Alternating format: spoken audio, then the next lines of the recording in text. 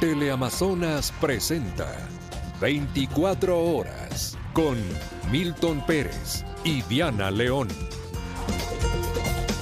Amigos, buenas noches, bienvenidos a las noticias de hoy. Atención, los 3 policías que estaban retenidos por una comunidad indígena de Cotopaxi fueron liberados hace pocos minutos. Hola Diana, ¿cómo estás? ¿Qué tal, Milton? Amigos, muy buenas noches. Y en lo internacional, 2 atentados dejan varias personas fallecidas en Colombia. Con estas noticias empezamos hoy.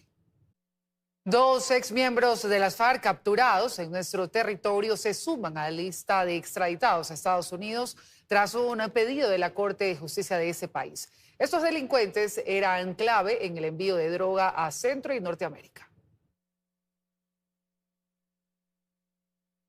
A través de esta publicación que el ministro del Interior, John Reinberg, anunciaba la entrega a los Estados Unidos de los más grandes narcotraficantes colombo-ecuatorianos vinculados con la agrupación paramilitar Comandos de la Frontera, compuesta por disidentes del Frente 32 y 48 de las FARC. Se trata de Omar Auseno Burgos, alias Llanero, y de Nirama Chávez Galvis, alias Nirama, quienes fungían en nuestro territorio como los sucesores de alias Gerald, el Pablo Escobar ecuatoriano.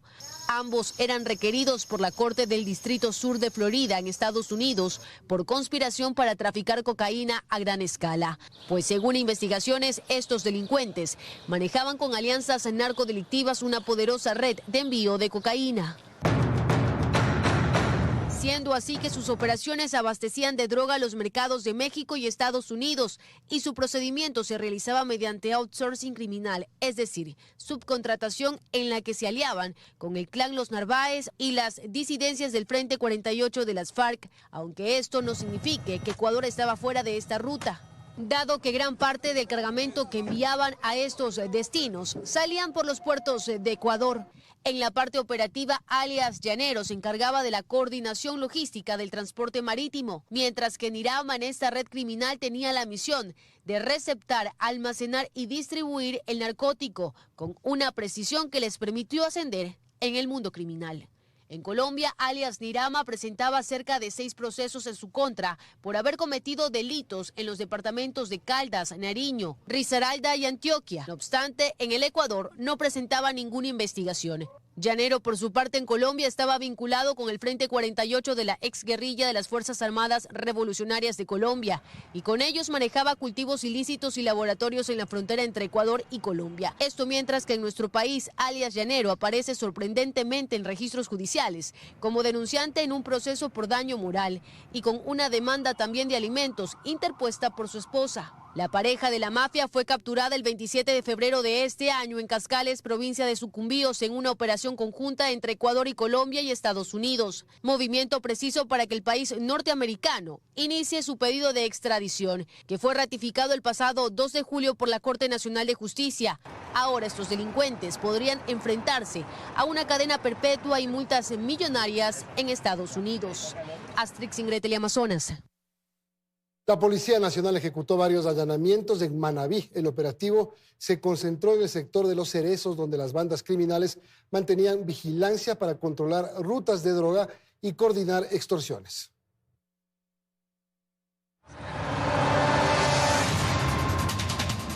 Más de 200 policías y militares tomaron esta madrugada la provincia de Manabí. En un operativo masivo allanaron más de 15 inmuebles en sectores periféricos de la provincia, desmantelando estructuras criminales que operaban desde las montañas de Los Cerezos, a unos 5 kilómetros del centro de Puerto Viejo, donde las bandas levantaron centros de vigilancia para controlar rutas de droga y extorsionar a comerciantes. Y desde aquí informan a estas estructuras criminales cuando vienen los policías. Durante el operativo de esta madrugada, la policía utilizó canes especializados para olfatear y detectar drogas, recopilando información clave sobre las actividades de las bandas. Cada puesto de vigilancia contaba con cámaras de seguridad y hamacas, donde los delincuentes descansaban mientras mantenían su control territorial. Especialmente de pertenecientes a los choneros y a los lobos. La Policía Nacional derribó estas estructuras, eliminando la capacidad de vigilancia de las bandas. El operativo también se extendió a Jipijapa, Manta y Bahía de Caracas. En Jipijapa se atrapó a este sujeto captado por cámaras de seguridad, extorsionando a locales. Y en este video que se difundió en redes sociales se pudo observar cómo uno de estos individuos disparaba contra la humanidad de la dueña de esta tienda. Además, la policía se desplazó hasta la cárcel El Rodeo, en el pabellón de máxima seguridad donde alias Bandido controlaba desde el interior extorsiones y actividades delictivas.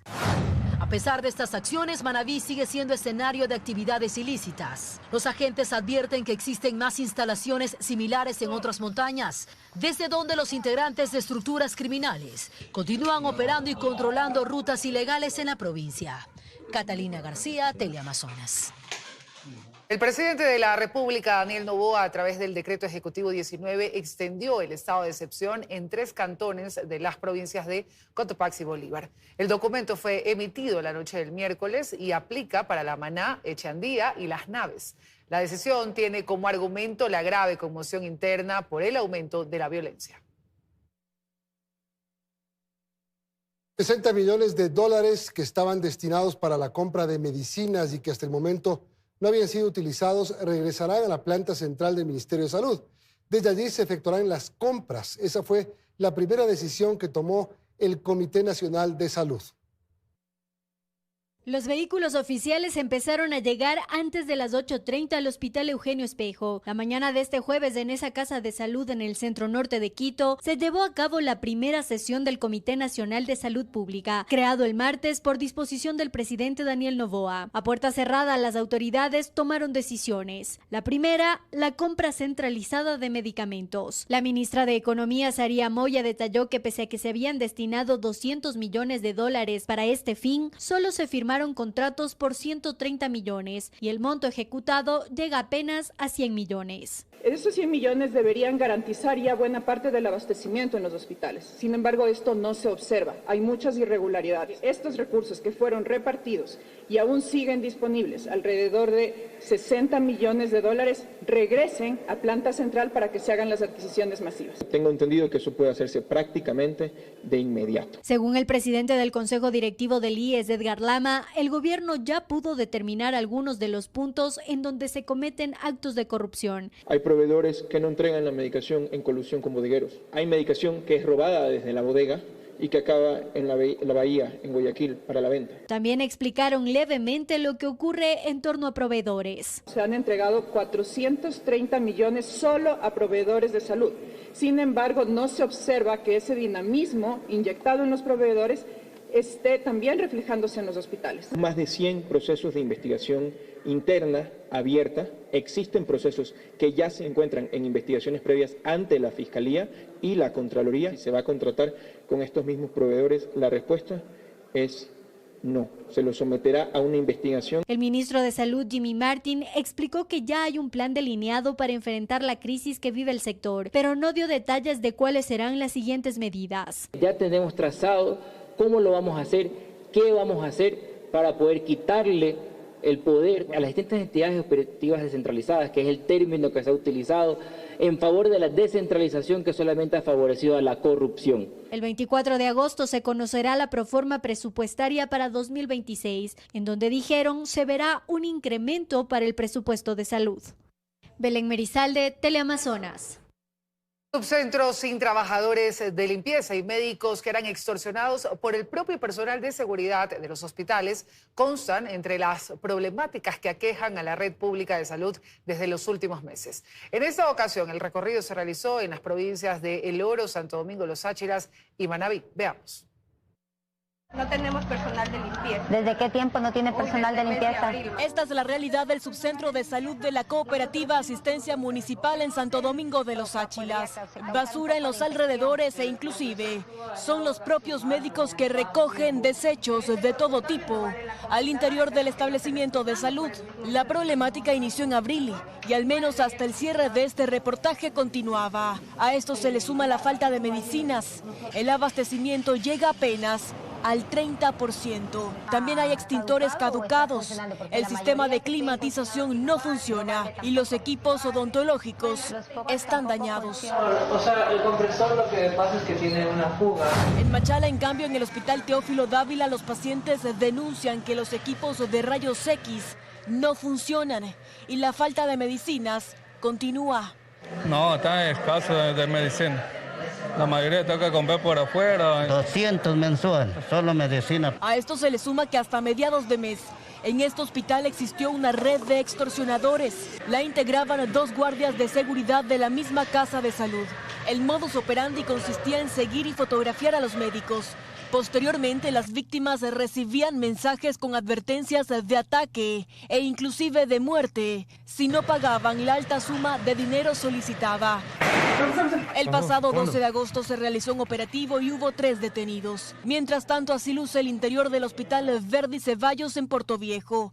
El techo está dañado. El sistema de climatización tiene problemas. Ciudadanos denuncian demoras de hasta 4 horas en la atención de pacientes. Y en esta imagen se puede observar que no hay termómetros, tampoco cánulas. Y la percha de solución para lavado también luce vacía. Todos los exámenes le mandaron a hacer como 6 afuera, porque no habían todo, no hay. Hasta guantes mandan a comprar todo. Estas imágenes son del hospital de Vilcabamba en la provincia de Loja. Ambulancias en estado de abandono y un área de cocina totalmente insalubre. Bernarda Ceballos, Teleamazonas. Increíble. Y desde hace años los hospitales públicos del país son controlados por mafias políticas y criminales. Contratos, insumos y presupuestos se manejan con violencia y extorsión. Desmantelarlas no es tarea fácil y los asesinatos de directores y médicos son la advertencia.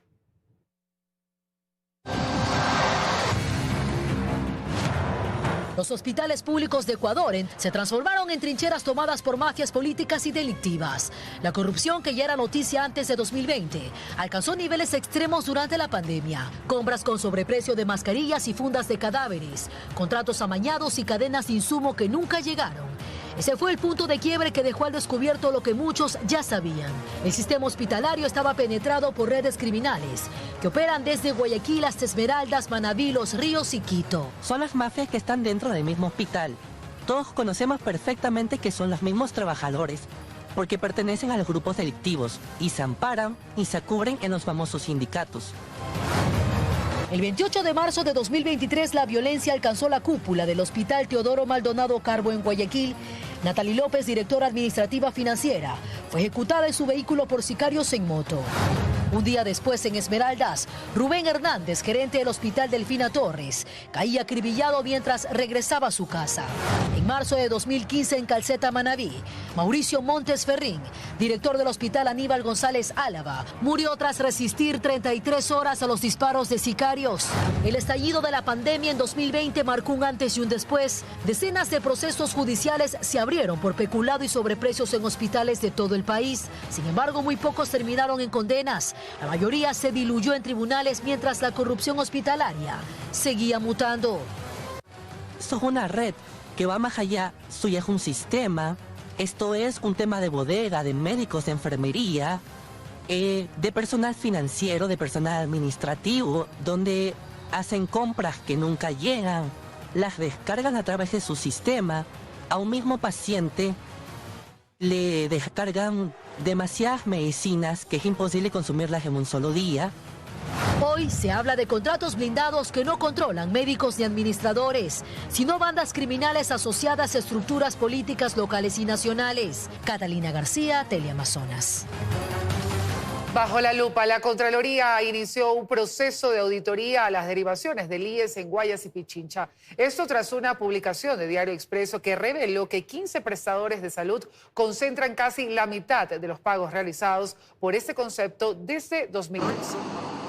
A inicios de esta semana, la Contraloría General del Estado emitió una orden de trabajo con el fin de realizar una verificación preliminar en el Instituto Ecuatoriano de Seguridad Social a la derivación y pago a prestadores privados por servicios de salud en las coordinaciones provinciales de Pichincha y Guayas. Así lo dio a conocer la entidad tras una consulta de Diario Expreso, desde cuya redacción se denunció a una red de prestadores de salud dorados que ha recibido del IES más de 8.000 millones de dólares por concepto de derivaciones desde desde hace 13 años. Esta verificación preliminar nos permitirá, en primera instancia, definir cuáles son los procesos que se deben auditar, cuáles son inclusive el personal relacionado que va a estar inmerso dentro de la acción de control y definir los alcances que se van a analizar como parte del control posterior que ejecuta nuestra institución.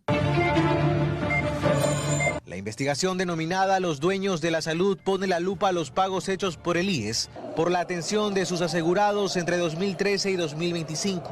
Se identificaron 1.081 prestadores externos, pero solo 15 concentran casi la mitad de este multimillonario desembolso. Hay pagos por 993 millones a una sola, de 344 a un grupo conformado por 11 empresas, entre otros. Las anomalías, varias. Prestadores de servicios relacionados entre sí, extrabajadores del IES y del Ministerio de Salud Pública beneficiados, convenios incumplidos pero igual pagados, centros de salud que operan sin permisos, entre otros. Y mientras privados pasaron de sencillos consultorios a lujosas clínicas o de 7 a 64 centros de atención, en el IES la historia de siempre: desabastecimiento, turnos postergados, infraestructura deficiente. Inicialmente, para contrastar información, pedimos información a instituciones relacionadas como el SHERCOP en primera instancia. Podemos inclusive llegar, si fuera del caso, hasta ciertos proveedores, a la superintendencia de compañías, si fuera del caso, al servicio de rentas internas. En este caso hemos definido el tiempo de ejecución de aproximadamente 20 días. Según calcula Expreso, si los 8.000 millones que se pagaron desde 2013 durante el gobierno de Correa, Moreno, Lasso y Noboa se hubiesen invertido en mejorar la infraestructura al servicio de los afiliados, se hubiese podido construir unos 40 hospitales como el de Los Ceibos. ¿Bajo qué condiciones se hicieron estas derivaciones? Se pagó lo justo, se brindó la atención prometida. Es un caso que ahora examina la Contraloría. En la mira, los dueños de la salud. Carlos Acoto, Teleamazonas. Seguimos, amigos. Este 25 de agosto el gobierno adjudicará un nuevo contrato para alquilar energía flotante por 3 meses y así hacer frente al estiaje. En este lapso, el país pagará la energía más cara según los términos de referencia. Car Power Ship es la única empresa que participa en el proceso de licitación. El contrato está a cargo de la generadora pública ELEC Austro, que abrió el proceso el pasado 12 de agosto. Según los términos de referencia, el alquiler de este nuevo barco de generación será de tan solo 99 megavatios y ya no serán de 240, como se había previsto para compensar lo que no se logró instalar por Progen y otros procesos que se declararon desiertos. El documento también detalla que operará en nuestro territorio por 3 meses, es decir, solo durante el tiempo más crítico del estiaje. Como las condiciones energéticas son favorables en el país, haciendo comparación con el 2023 o el 2024, el gobierno nacional creo que ha considerado únicamente un alquiler de 90 megavatios. En el TDR, asimismo, se especifica el costo unitario de esta contratación, que será de $89.7 por megavatio hora, lo que en un cálculo total el país termina pagando más de $19 millones. Con un precio de venta de $89.7 por megavatio, y considerando que el combustible es fuel oil, sería de las centrales más caras que va a tener el país. Ahora, ¿por qué es tan cara la energía y el costo de la energía por megavatio? Por el hecho de que estamos contratando primero de emergencia, lo cual no tenemos poder de adquisición, el que pone prácticamente la decisión es la barcaza. El hecho de que querramos contratar solo por 3 meses también va a impactar en cuántos proveedores van a estar disponibles para vendernos. Nadie va a traer una barcaza desde Medio Oriente a Ecuador por 3 meses de uso. Y en pocas palabras, será Murad Bey con una capacidad de 100 megavatios, la que continúa operando en el país, esto tras la culminación de su contrato que fue a finales de julio. Y con esto los cálculos de con cuántos megavatios contamos. La demanda energética estaba casi en 800 megavatios en contra. Tener estos 100 megavatios no nos va a ayudar en más de 100, lo cual implica que todavía estamos con 700 megavatios faltantes para poder entregar en la época de estiaje. El proceso de licitación para esta planta, donde Car Power Ship aparece como la virtual ganadora, termina este 25 de agosto, pero podría extenderse 3 días más. Y de ahí corren los plazos para que en 20 días el barco de generación que haya llegado al país comience a operar. Asterix en Teleamazonas. Atención a lo que les contamos en el inicio del noticiero. Los 3 policías retenidos por la comunidad de San Ignacio en Cotopaxi fueron liberados hace poco. La dirigencia independiente decidió entregarlos a la Cruz Roja y a la Defensoría del Pueblo tras una audiencia de justicia indígena. Los uniformados no podrán acercarse a este lugar en los próximos 10 años. Tras casi 6 horas de audiencia de justicia indígena, finalmente la comunidad de San Ignacio de Cotopaxi resolvió liberar y entregar a la Cruz Roja y la Defensoría del Pueblo a los 3 policías que fueron retenidos el pasado lunes en esa zona. Dejamos constancia de manera pública que los agentes son entregados en buenas condiciones de salud y que el vehículo está íntegro. En la sentencia que fue leída ante los comuneros y policías, anunciaron otras medidas. Los dispositivos tecnológicos, documentos y otros elementos menores que fueron decomisados a los agentes de policías quedan en cadena de custodia para fines de investigación y de prevención de nuevos actos de persecución contra los dirigentes sociales. Expulsar y prohibir la entrada al territorio de las comunidades que conforman la UNOCAN por 10 años. Durante la audiencia, los policías debieron responder preguntas sobre chats que fueron encontrados en sus teléfonos celulares, los que la comunidad les quitó el día de la retención. Afirmaron que solo cumplieron con su trabajo y que no tenían ninguna orden de atentar contra la vida de Leonidas Issa. Nos mandaron a verificar si es que el señor Leonidas Issa se encontraba en su domicilio y esa es toda la verdad. Esto mientras que el dirigente indígena deberá enfrentar una nueva denuncia en su contra por secuestro en este caso. Esto es una persecución política perpetrada desde el Ministerio del Interior, del señor presidente de la República, en este caso que como tienen inteligencia dentro de las instituciones, mandan como operarios a ubicar dónde están las casas. En manos de un juez de la Tacunga está un recurso de habeas corpus interpuesto por la policía, en la que denunciaron maltratos a los uniformados. En Quito, Karen Aro, Teleamazonas. Y la retención de los 3 policías en la provincia de Cotopaxi abre el análisis respecto a los alcances y límites que debe tener la justicia indígena. Uno de ellos, el no aplicarse en delitos que atenten contra la vida. Veamos.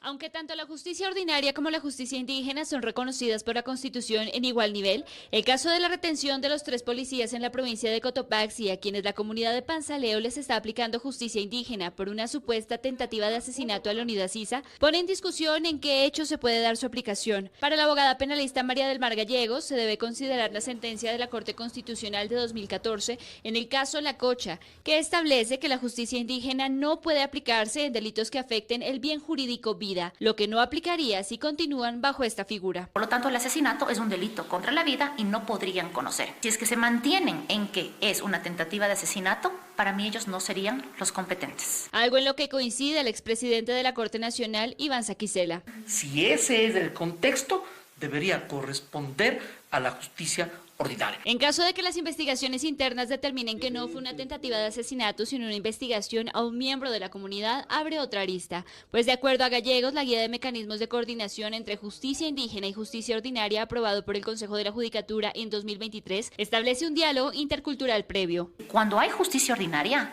es deber de los fiscales y de los jueces hacer un diálogo intercultural con las comunidades indígenas. Y mientras la comunidad aplica su propio sistema normativo, el debate también se extiende a la legalidad de la privación de la libertad de los uniformados, bajo el recurso de habeas corpus. ¿Cuál es el objeto del habeas corpus? Determinar la ilegalidad, la ilegitimidad o arbitrariedad de una privación de la libertad. Entonces, estamos aquí en un tema, un limbo jurídico, porque el habeas corpus como figura jurídica no existe en la justicia indígena. En lo que coinciden ambos tipos de justicia es que se rigen a un control constitucional, por lo que sea cual sea la resolución, se marcará un precedente para clarificar la forma en la que coexisten ambos sistemas legales. Daniela Valencia, Teleamazonas. Un pasado que marcó sus vidas. Cometí un error y perdí el amor de mi vida. Por la traición de Arturo, acepté casarme con Eladio. Mi mayor triunfo, el mejor hasta hoy, es Julia. Ella me puso por delante de mi peor enemigo. E inició la rivalidad de 2 enemigos. Soy un hombre acostumbrado a ganar. Yo solo forjé un imperio. Pero ninguno ha olvidado el pasado. No puedo olvidarla, pero la voy a recuperar y voy a acabar con él.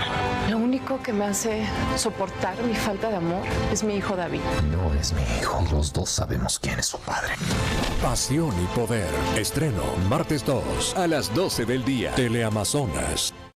El Hyundai Accent no es solo un sedán, es una historia que avanza contigo. 6 generaciones de evolución, diseño y confort. Un auto que combina legado, estilo y seguridad en cada trayecto. Puede ser tuyo con cuotas desde $299 y a 72 meses plazo. Visítanos en nuestros concesionarios a nivel nacional y haz tu test drive. Te esperamos. Aplican restricciones. ¡Wow! ¡Qué grandes están tus hijos! Uy, ¿y la empresa cómo va? Gracias. Bueno, ahí vamos. Tratando de crecer. Estamos intentando abrir oficinas en otras 2 regiones.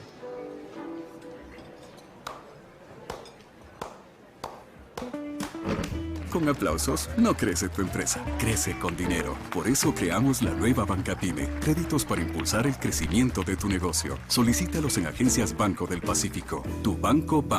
¿Puedo pagarte con aplausos? En el Museo del Internet nos divertimos con las historias de los que no pueden elegir servicios digitales en su plan, como Javi, que por piratear su señal terminó ahogado. Gaby, que gritaba cada vez que tenía que configurar su impresora. Santi, que ya no puede ver películas porque su novia le quitó la clave. O Patty, que buscaba cobertura y solo encontró problemas. Y todo por no contratar un internet que les permite elegir servicios digitales incluidos en su plan. Paramount Plus, películas y series, NetLife Assistance Pro, soporte tecnológico, NetLife Play, contenido digital, Extender Dual Band, amplía tu cobertura. NetLife es internet inteligente de ultra alta velocidad. NetLife es vida digital. Este sábado en Sinfonía de Motores recordaremos una de las competencias más memorables de la época dorada del automovilismo ecuatoriano, disputada en el Autódromo Internacional de Yaguarcocha en la década de los años 70, con masiva presencia de pilotos extranjeros, pero al final con doble victoria ecuatoriana. Con la conducción de Jean-Pierre Michelet, 11 de la noche por Teleamazonas.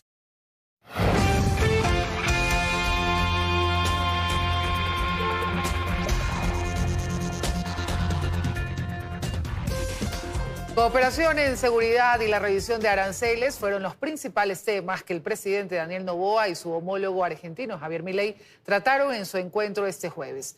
A la par, entidades de control financiero de los dos países suscribieron memorandos para luchar contra el lavado de activos.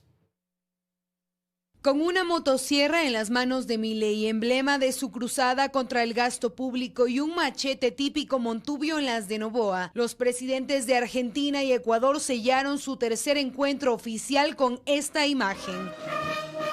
Así es como el presidente Daniel Noboa fue recibido en la Casa Rosada, en Buenos Aires, Argentina. Posterior al saludo protocolar con su par Javier Milei, los dos mandatarios tuvieron una reunión a puerta cerrada. Es un encuentro histórico cuando vemos que ambos líderes tienen una agenda muy común. Hemos tratado temas como cooperación en seguridad, cooperación en materia comercial, revisión de los aranceles. Aquí en Argentina hemos firmado con la ministra Bullrich un acuerdo muy importante entre ministerios del Interior para trabajar en conjunto, compartir información, acabar con estas estructuras criminales. También en cuanto a seguridad, la Unidad de Información Financiera de Argentina y la Unidad de Análisis Financiero y Económico de Ecuador suscribieron un memorando de entendimiento para luchar contra el lavado de activos y financiamiento del terrorismo. De forma paralela, se hizo una alianza con la Oficina Anticorrupción de Argentina. Luego de su paso por Brasil, Uruguay y Argentina, Noboa continuará su gira internacional con una visita oficial a Japón, prevista entre el 24 y 30 de agosto. María Gracia Chacón, Teleamazonas. María Emilia Grijalva, integrante de la terna de la Asamblea Nacional en el proceso de renovación del Consejo de la Judicatura, renunció a su postulación y, según su carta enviada a los consejeros de Participación Ciudadana, lo hace porque el proceso perdió su confianza tras las impugnaciones que fueron desechadas por la Comisión Técnica. Grijalva, quien estaba segunda en la terna después de Fabián Favara, uno de los más impugnados, considera que se trata de un concurso altamente cuestionado.